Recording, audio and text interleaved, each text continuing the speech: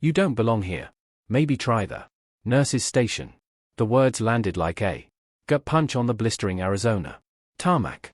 Staff Sergeant Kira Dalton stood motionless as 3 male students circled her with grins that were of cheap confidence. They saw a 27-year-old woman, 5 feet 6 inches, unassuming, quiet. What they couldn't see was the Kandahar compound, where she dropped for armed fighters in 12 seconds flat while Navy SEALs watched in silent awe. Or the reason those same operators called her ghost and meant every syllable. She didn't correct them. She never wasted breath on arrogance. Because in 6 hours during the base-wide Forcian Force combat assessment, these same men would be drowning in humiliation, while she tore apart every assumption they ever made about who belongs in war. Kira Dalton was 27 years old and carried herself like someone who had nothing left to prove. She stood on the edge of Fort Wooker's main training yard, watching NCO students filter into formation under the brutal Arizona sun. The heat shimmered off the concrete. Dust clung to everything. She wore standard OCPs with no ribbons visible, the sort of field dress where service awards weren't worn. Nothing that screamed operator. That was intentional. Most people looked at Kira and saw exactly what they wanted to see. A woman who maybe drove trucks or worked administration. They didn't see the 2 combat deployments with a cultural support team embedded directly with SEAL team operators in Helmand Province. They didn't see the close quarters battle training or the advanced marksmanship schools.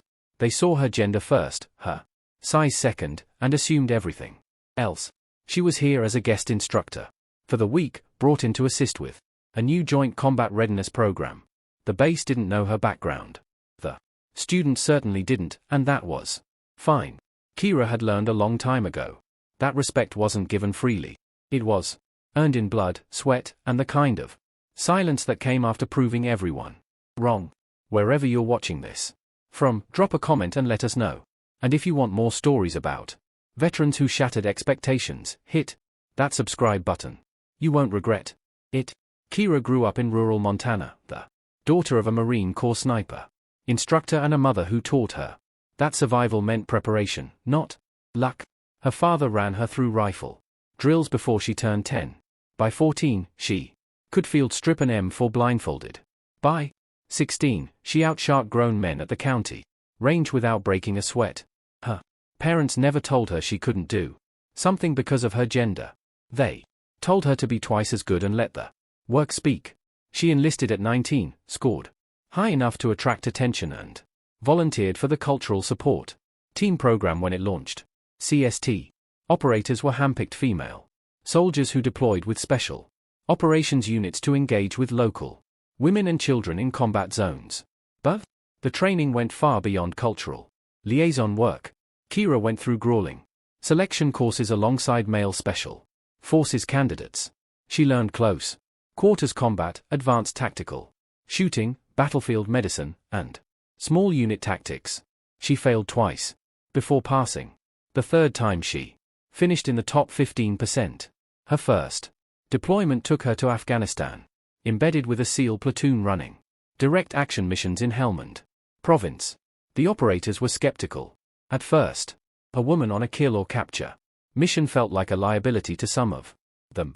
But Kira didn't ask for acceptance. She performed. She breached doors, pulled security, treated casualties under fire, and never hesitated. After she single-handedly took down 4 Taliban fighters who ambushed their patrol, the platoon chief started calling her Ghost. The name stuck. Respect followed.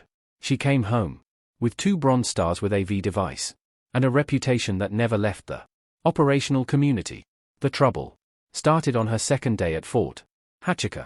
Kira was observing a force drill when 3 students approached her near the range office. They were prior service types going through advanced leader course training. One of them, a thick-necked guy named Specialist Vance, looked her up and down like she was lost. He said something about whether she needed directions to the admin building. His buddies laughed. Kira stayed quiet. She didn't owe him an explanation. Later that afternoon, during a tactical briefing, the lead instructor introduced her as a guest advisor with combat experience.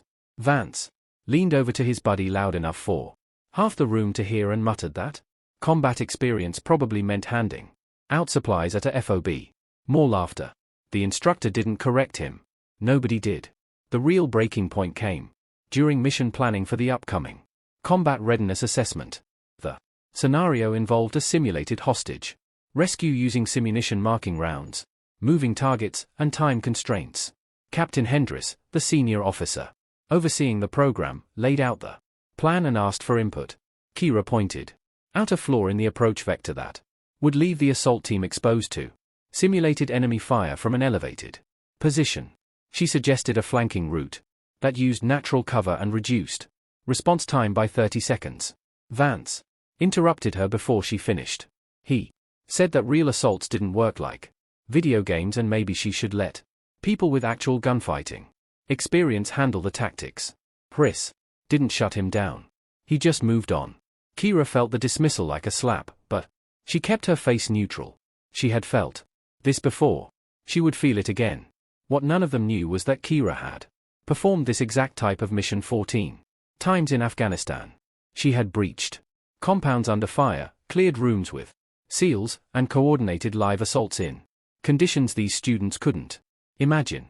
But here, in a classroom on American soil, her experience didn't matter. Her gender did. Kira walked back to her quarters alone that evening.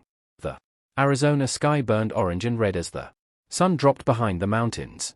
She sat on the edge of her bunk and stared at the wall. She thought about Helmand Province, the village compound, the ambush for fighters had opened up on her team from a doorway while the SEAL element was pulling back under heavy contact. Kira had been on rear security. She saw the muzzle flashes, felt the round snapping past her head and reacted on pure muscle memory. She put 2 rounds center mass on the first fighter before he cleared the doorway. The second one got 3 rounds because he wore body armor. The third tried to flank. She dropped him at 40 with a headshot while moving. The fourth turned to run. She didn't let him 12 seconds for dead. 0 friendly casualties. The platoon chief had looked at her afterward with something close to disbelief. He didn't say much. He didn't have to. From that day forward, she was one of them. But here, surrounded by people who had never seen real combat, she was just a woman in the wrong place. It didn't matter what she had done. It didn't matter what she could do. She was a theory to them, not a reality. Kira felt the weight of it pressing down.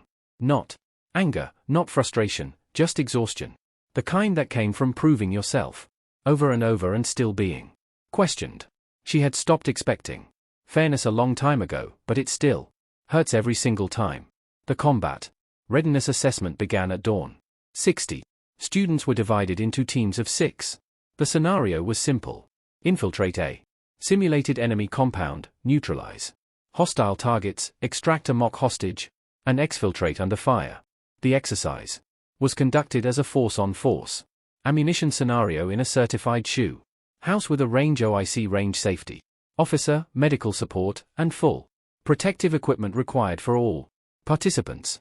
Captain Ricks assigned Kira to observe and provide feedback. She wasn't allowed to participate. Just watch, evaluate, stay out of the way. The first 3 teams went through. Sloppy, slow, predictable.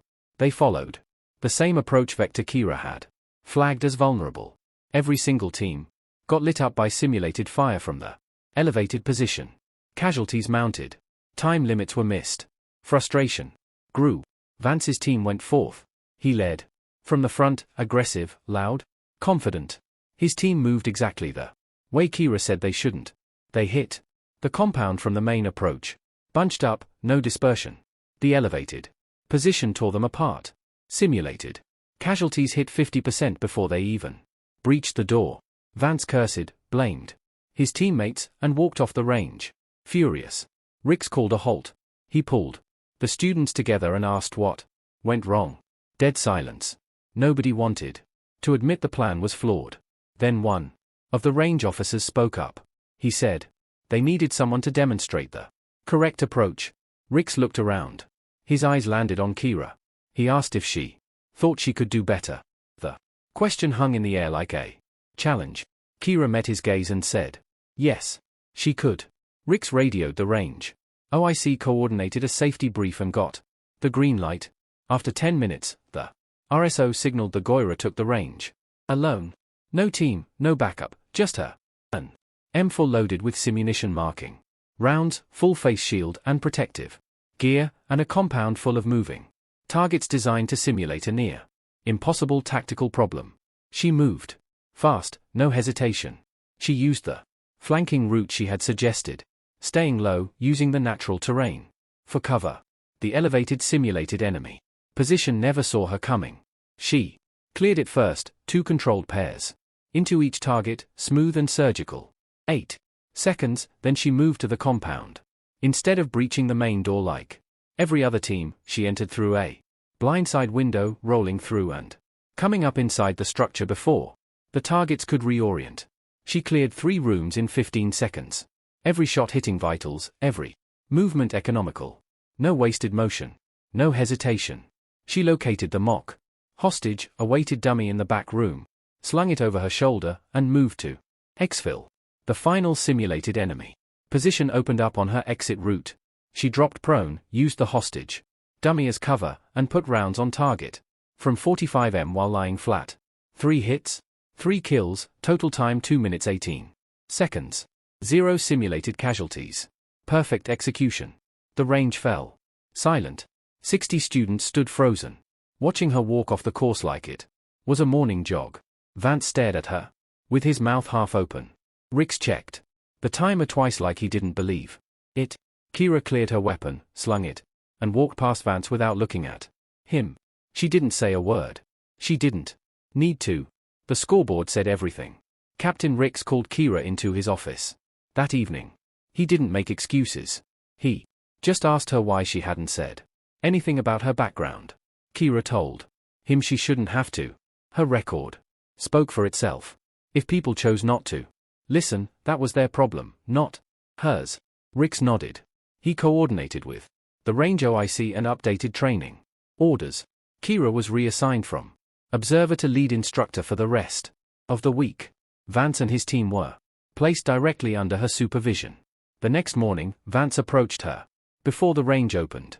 He didn't apologize outright, but he asked her to walk him through the approach she used. Kira did. She showed him the angles, the cover, the timing. She explained how small adjustments in movement could cut exposure time in half. Vance listened. Really listened. For the first time, he saw her as an operator, not a woman. By the end of the week, the entire student class ran the course using Kira's tactics. Pass rates jumped from 42% to 81%. Rix wrote a formal commendation. Vance shook her hand before she left and told her he was wrong. Kira appreciated that.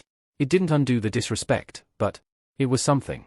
She packed her gear and headed back to Montana. The base would forget her name eventually, but she preferred it that way. She had never done this for recognition. She did it because someone had to prove that skill had no gender. And every time she stepped onto a range, every time she outshot, outmoved, and outthought the men who doubted her, she proved it again. Kira Dalton didn't need anyone to believe in her. She just needed them to get out of her way.